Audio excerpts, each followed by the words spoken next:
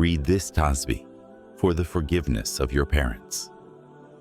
The Messenger of Allah, peace and blessings be upon him, said that whoever recites this Tasbih and dedicates the reward to a deceased person, the angels take that person out of their dark grave and replace it with light.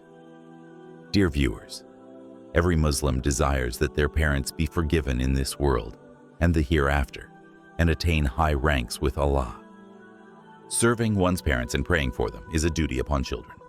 Those children who perform Isal-e-Sawab, dedicating rewards for their parents, not only succeed in this world, but also in the hereafter. The Prophet, peace be upon him, taught us various supplications and azkar for our parents, through which their sins are forgiven and their graves are filled with light. So, dear brothers and sisters, today's wazifa is one such tasbih prescribed by the Prophet, peace be upon him, which, if recited and dedicated to one's deceased parents, leads to their forgiveness.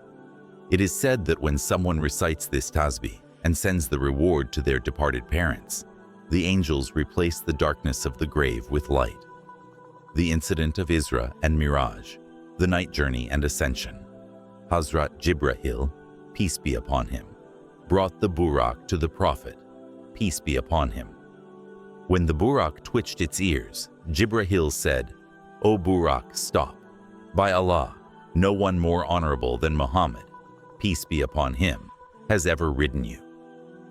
During the journey of Miraj, the Prophet, peace be upon him, passed by an old woman by the roadside and asked Jibrahil, "Who is she?" He replied, "Keep walking." As they continued, the Prophet, peace be upon him, heard someone calling him from the side. Again, Jibril said, "Keep going."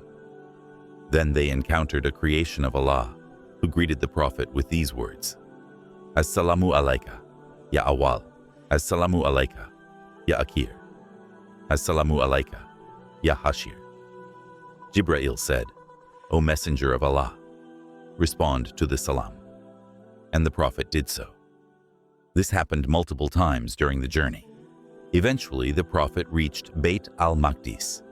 There he was presented with water, milk, and wine. The Prophet, peace be upon him, chose milk. Jibril said, "You have chosen the natural disposition, fitra. Had you chosen water, your nation would have perished. Had you chosen wine, they would have gone astray." Then all the prophets were gathered in honor of the Prophet Muhammad, peace be upon him, and he led them in prayer. Afterward, Jibril said, "Do you know who prayed behind you?" The Prophet replied, "No." Jibril said, "Every prophet whom Allah has ever sent." Then the Prophet ascended to the heavens. At each heaven, the angels asked Jibril who he was and who was with him. When told it was Muhammad, peace be upon him, and that he had been invited, the doors were opened, and the angels welcomed him with joy. On the first heaven, he met Adam, who greeted him, "Welcome, O righteous son and righteous prophet." On the second, he met Isa and Yahya. On the third, he met Yusuf. On the fourth, he met Idris. On the fifth, he met Harun. On the sixth, he met Musa. On the seventh, he met Ibrahim, who welcomed him, saying, "Welcome, O noble prophet and righteous son." Then they reached a city made of pearls, rubies, and emeralds with beautiful birds. When asked, Jibril explained that this is Kawthar, a river that Allah granted to the Prophet, peace be upon him. Its water was whiter than milk, sweeter than honey, and more fragrant than musk. Then they reached a tree, and Jibril, A.S., told the Prophet to go ahead alone. The Prophet prostrated before Allah.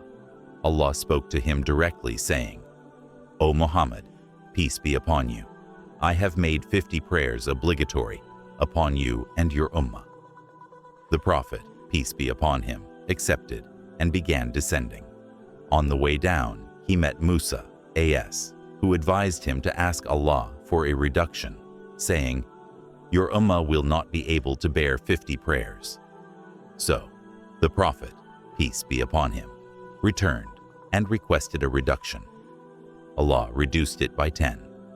This back and forth happened several times until the number was reduced to 5 daily prayers, but with the reward of 50. When Musa, a.s., suggested one more reduction, the Prophet, peace be upon him, said, "Now I feel shy to ask for more." While descending, the Prophet asked Jibreel. One angel welcomed me with a smile, but one did not. Jibreel replied, "That is Malik, the keeper of hell. Since his creation, he has never smiled. If he ever were to smile, it would have been at your arrival." On the return journey, the Prophet passed by a Qurayshi caravan and saw their goods and animals. The Prophet Muhammad, peace be upon him, once passed by a caravan of camels.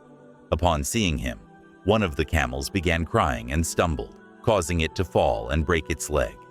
Later, when the Prophet, peace be upon him, returned from his journey, he informed the people about this incident.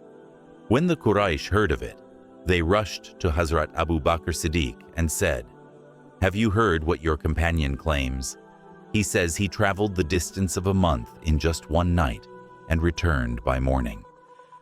Hazrat Abu Bakr Siddiq calmly responded, "If the Prophet Muhammad, peace be upon him, said this, then it is absolutely true. We believe in even greater things than this. He, peace be upon him, receives revelations from the heavens. We fully confirm and accept his words." The disbelievers then asked the Prophet, peace be upon him, for proof of his claim. He replied, "I passed by such and such caravan of Quraysh. When they saw me, their camels got frightened. One of their camels had 2 bags on it, one black and one white. It fell and its leg broke. When the caravan returned, people asked them about this, and they confirmed the exact details that the Prophet, peace be upon him, had already shared. It was this incident that earned Hazrat Abu Bakr, ERA, the title As-Siddiq, the one who always affirms the truth. People also asked the Prophet, "Were Musa and Isa, a.s., present with you?" He said, "Yes." They said, "Describe them." The Prophet replied, "Musa had a wheatish complexion, resembling the people of Azdi tribe. Isa, a.s., was of average height, had a reddish complexion, and it was as if pearls were falling from his hair." Dear viewers, life and death are 2 undeniable realities that no soul can escape. Every soul shall one day depart from this world, and after death, a new life begins, known as the Barzakh, interim life. Reflecting on death, the grave, and what comes after can be a deeply faith-strengthening experience. As mentioned in the Quran, every soul shall taste death. Death is merely a doorway that transitions us from this world to the hereafter. The experience of death differs based on a person's deeds. For the righteous, death is peaceful and serene, but for the wicked, it is extremely painful. When a person's time comes, the angel of death, Hazrat Israel, comes to take the soul.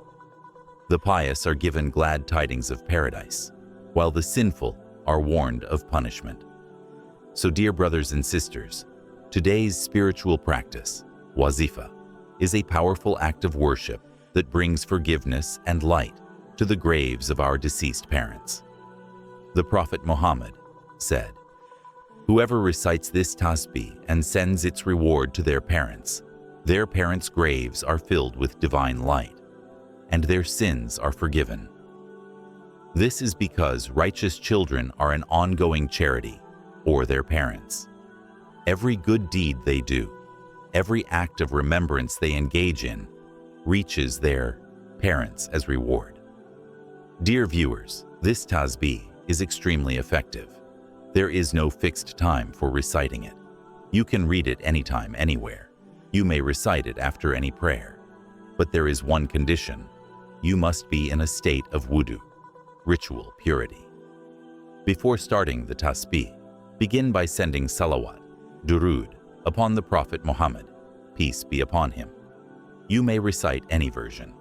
Sallallahu alayhi wa alihi wa sallam, Sallallahu ala Muhammad, or preferably Durood Ibrahim from the Salah.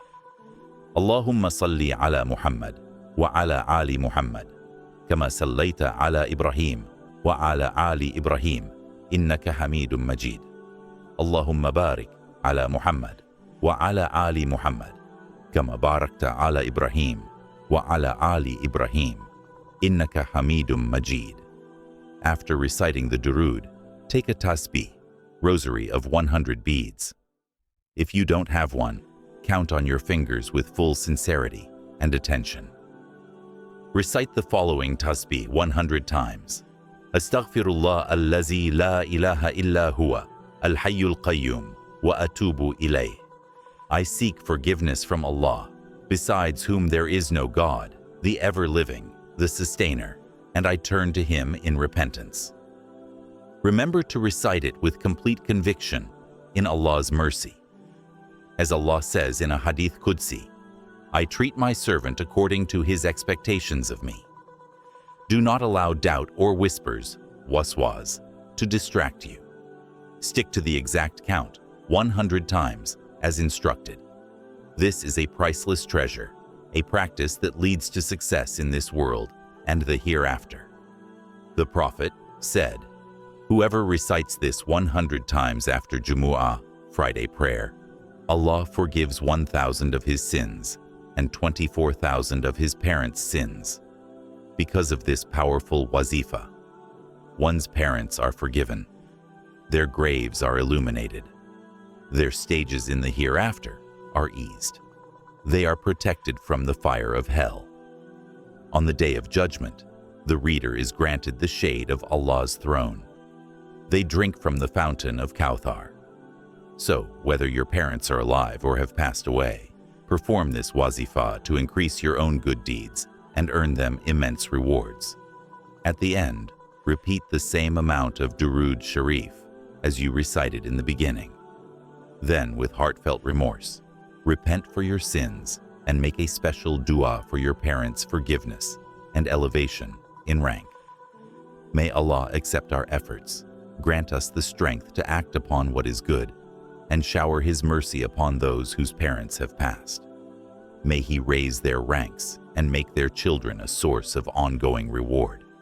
Ameen, Ya Rabbal Alameen. Finally, dear brothers and sisters, in the comments section, write any one of the 99 names of Allah, Asma'ul Husna. May Allah be your helper and protector. Ameen, Ya Rabbal Alameen.